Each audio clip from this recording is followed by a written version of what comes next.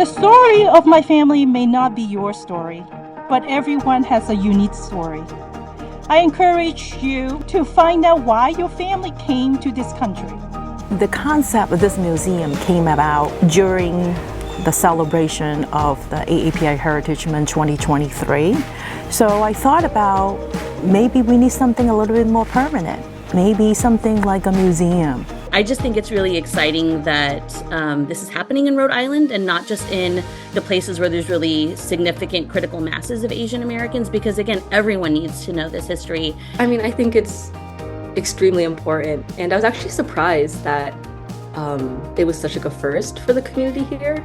In my experience in museums, there's often not a lot of like Asian people represented, even in like a traditional art museum.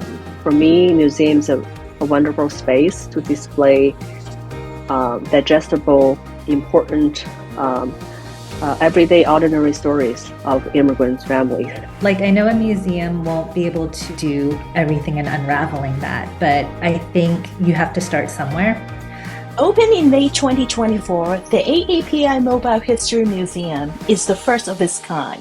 Not only is it the first museum in the United States fully dedicated to the history of Asian Americans and Pacific Islanders, the exhibits are also stored inside a trailer, which can efficiently move from one location to another. Once there, the material can be easily unpacked and set up in any venue. The museum's main purpose is to tell the stories of AAPI immigrants and their journeys and celebrate the many different diaspora, which are often overlooked or misunderstood by mainstream Americans. I was born and raised in the South in Nashville, Tennessee. I didn't know anything about what it meant to be Chinese or Cuban, Asian American, Latino. I wasn't part of these communities that had that kind of cultural consciousness, right? I was living in the Midwest, where the invisibility of Asian American history is even more acute. Everyone assumes that California is like the haven for Asian American studies.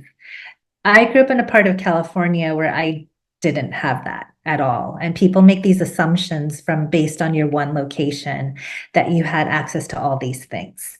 My father's from Pakistan and my mom is from the Philippines. So Asian American actually encapsulates both of that really well. So it's kind of an easier shorthand for me.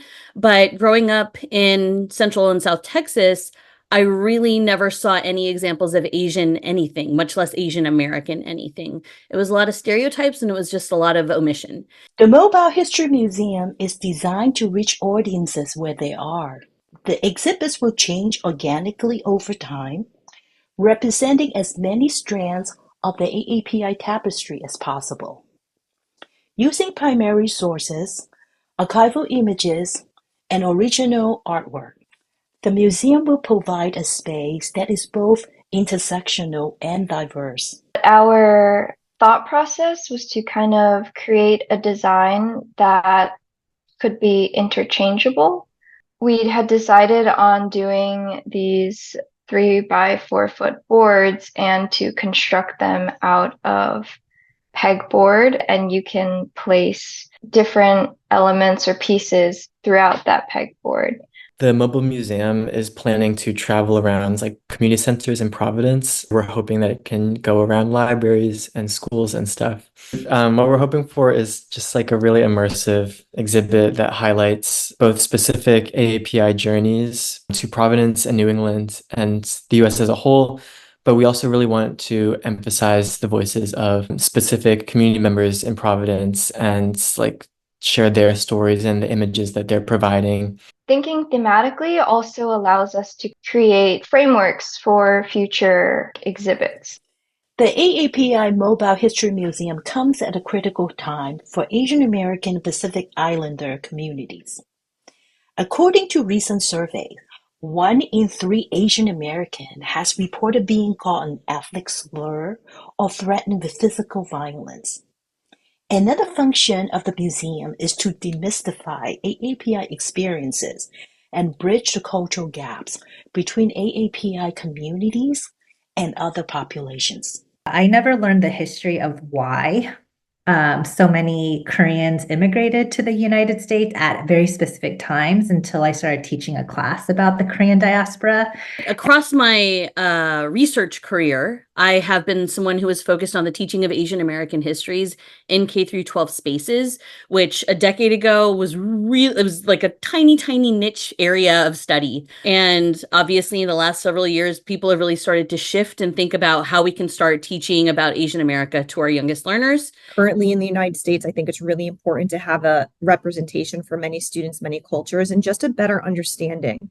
There have been a lot of invisibility of AAPI history, but I think since the pandemic became to some extent hyper visible in a racialized way, and I think museum also serves as a purpose of to demystify, some misconceptions of AAPI history, to really kind of broadly educate the public. We're not a monolithic group. The mobile museum complements the brick-and-mortar AAPI History Museum, which will open in January 2025. As both museums spread educational awareness across Rhode Island and beyond, they will raise awareness and empower AAPI individuals for generations to come. The impact that I want individuals to feel when they leave the museum is that we all have a connected history. We are all connected somehow. And we can't forget that the United States is a melting pot. And so it isn't just certain types of immigrants, it's all immigrants. One big challenge of it is to be able to represent the diversity of the very, very diverse group that it is, because AAPI encompasses such a large group of people. But there are so many communities in the Americas that share a similar kind of history. I do think there's such a great power in stories. You see their hopes and dreams, their failures, their triumphs.